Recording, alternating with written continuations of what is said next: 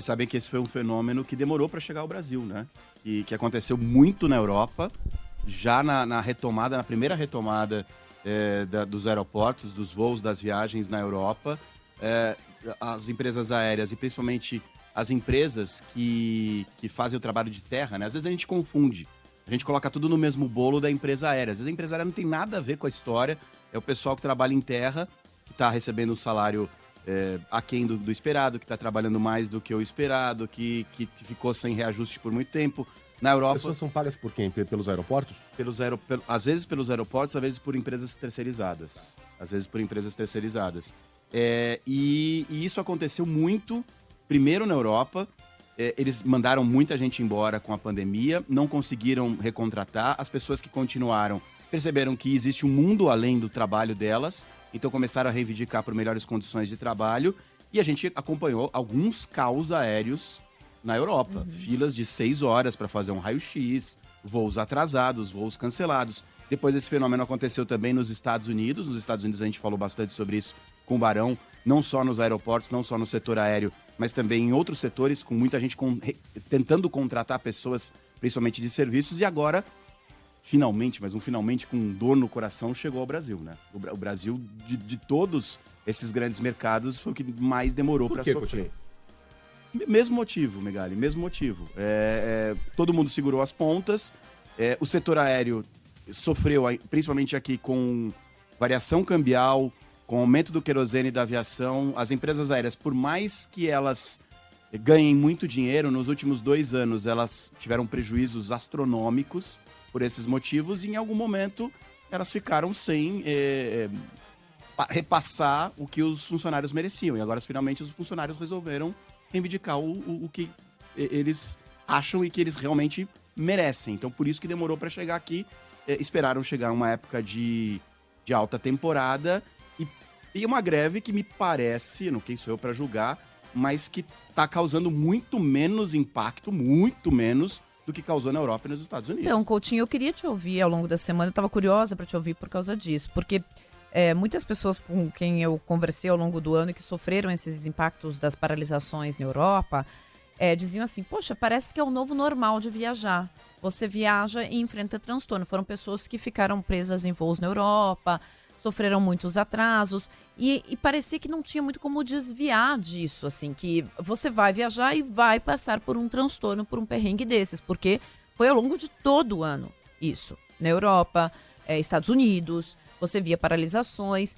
E aí agora no Brasil, parece que é o novo normal, as companhias aéreas não conseguiram entrar num reequilíbrio, não conseguiram reequilibrar suas operações. É isso mesmo? A gente vai começar a ter que lidar com um caos aéreo toda vez que vai querer viajar, assim? Até as empresas conseguirem reequilibrar, né? Até elas conseguirem.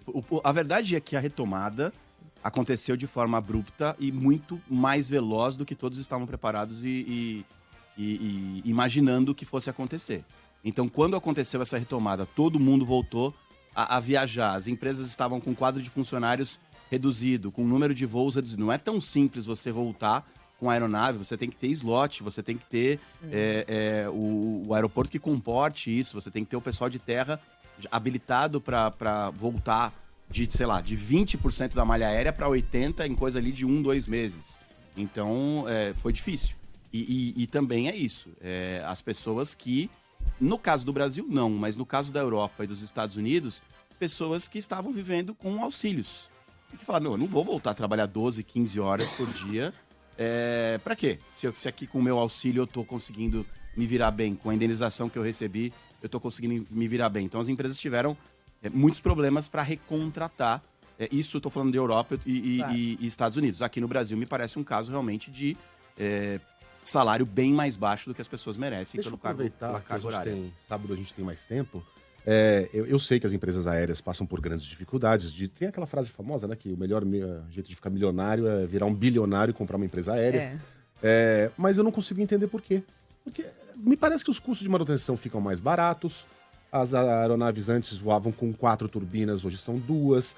O serviço é de menor qualidade, a comida é pior, há menos comissários. Né? Eles oferecem cada vez menos para você e cobram cada vez mais. Então, por que motivo a gente vê essa crise nas empresas? Eu fico numa situação difícil, né? Porque parece que eu tô advogando em nome das empresas. Peraí, gente, eu sou viajante, eu queria que a passagem eu só fosse... quero entender mesmo. Claro, não, mas só deixar claro pro nosso ouvinte, eu tô do seu lado, tá? Eu sou consumidor, eu sou viajante.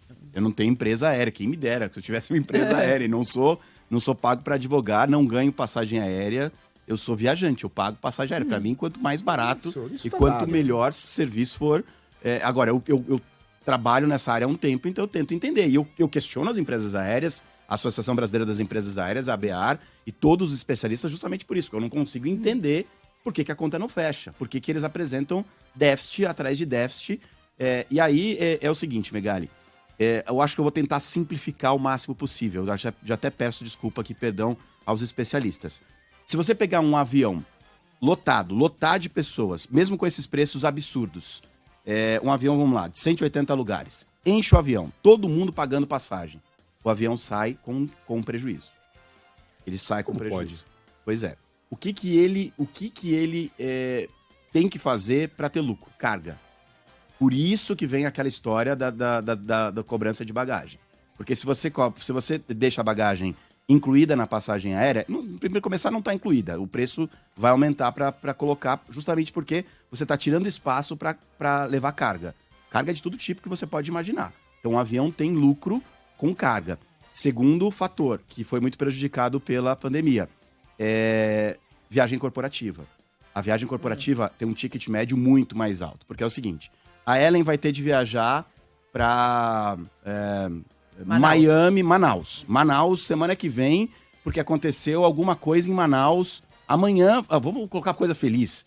Anunciaram que vai ter... expandir a Band Manaus Isso. E a gente vai ter que ir lá agora fazer... E aí a Band vai ter que mandar 5 profissionais para lá para ajudar amanhã. A passagem que média custa R$3.000, tô chutando números fictícios, vai estar R$15.000, a Band vai pagar R$15.000 na passagem. Sim. Então, o mercado corporativo sustentava as empresas aéreas. O mercado corporativo praticamente se estagnou durante a pandemia. O que voltou com tudo foi primeiro as viagens a lazer.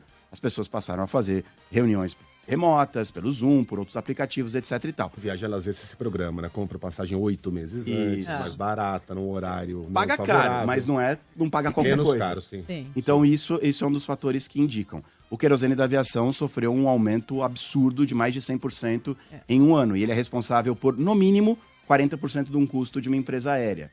Então a empresa aérea teve que repassar, mas não repassou tudo o que devia, senão ninguém viajava mais. Então esses são alguns dos fatores que explicam esse déficit das empresas aéreas. Vou fazer só mais uma perguntinha. Mas uma perguntinha provavelmente bem Não sei se eu vou saber estúpida. responder, né? Eu acho que vai. Existe no horizonte a possibilidade de um avião elétrico? Como um carro elétrico? Já teve estudo. Já foi colocado. Estão falando em volta de Concorde agora, avião supersônico, né? Que foi aposentado acho que 20 anos atrás. Então eles estão tentando estudar, estão tentando fazer maneiras para que os aviões sejam mais econômicos. E que todo mundo vai ganhar. A empresa aérea vai ter lucro e nós, consumidores, vamos comprar passagem, vamos poder viajar o tanto que a gente gostaria de viajar. Mas tem estudo.